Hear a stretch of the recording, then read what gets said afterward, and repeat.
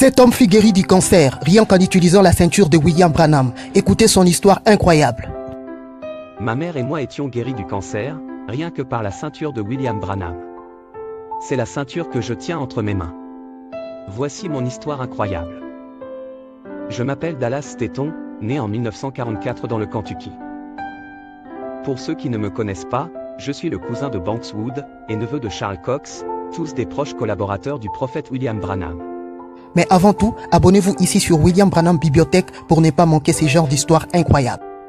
À partir de 1956, à chaque automne, Branham allait chasser les écureuils dans le Kentucky avec son ami et diacre Charles Cox, l'oncle de Dallas Stetton. Pendant plusieurs semaines, il avait l'habitude de rester dans la maison de Charles Cox. Le temps que Branham passait dans la maison de Charles lui permit de nouer une forte relation d'amitié avec la famille Cox. C'est justement dans cette maison de Charles Cox que Dallas Stetton, en visite chez son oncle, va rencontrer le prophète William Branham qui va lui offrir cette ceinture au miracle.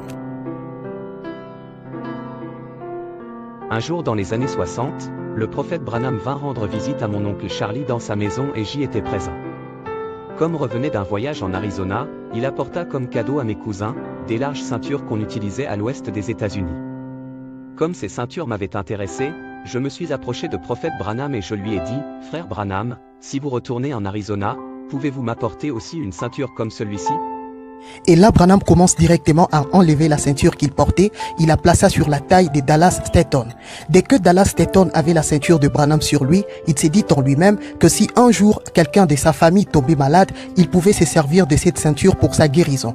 Avec sa foi et sa révélation, Dallas Stetton garda la ceinture de Branham pendant 15 ans sans que personne n'y touche. Jusqu'à ce qu'un jour, sa propre mère va gravement tomber malade, diagnostiquée d'un cancer sérieux qui toucha son cerveau. Le cancer de la mère de Dallas Stetton se développa très vite et sa situation ne faisait que s'empirer au point que finalement, le médecin ne lui accordèrent que 3 mois à vivre. Un dimanche, après avoir rendu visite à sa mère, déjà entre la vie et la mort, une voix parla à Dallas Stetton en lui disant à 2 reprises « Laisseras-tu ta mère mourir si tu avais un moyen de la sauver ?» À cet instant, il se rappela de la ceinture de Branham qu'il gardait chez lui pendant toutes ces années. J'ai pris la ceinture, je l'ai placée autour de ma mère, à l'instant, elle se sentait déjà mieux, et quelques jours plus tard, son cancer disparut. 5 ans après, moi-même j'avais développé un cancer de sarcome. Je savais que celui qui portait cette ceinture, portait aussi la parole de Dieu. Dans la Bible, une fois le prophète Élisée demanda à son serviteur de placer son bâton sur un cadavre. Dans la Bible, on nous enseigne qu'ils apportaient aux malades des mouchoirs ou des linges qui avaient touché le corps de Paul. Maintenant, ces gens, en ce temps-là, avaient vécu dans ta présence.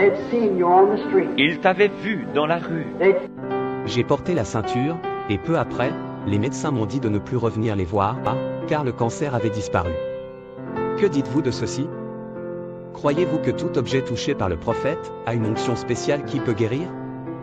Faites-le savoir dans le commentaire, et partagez cette histoire.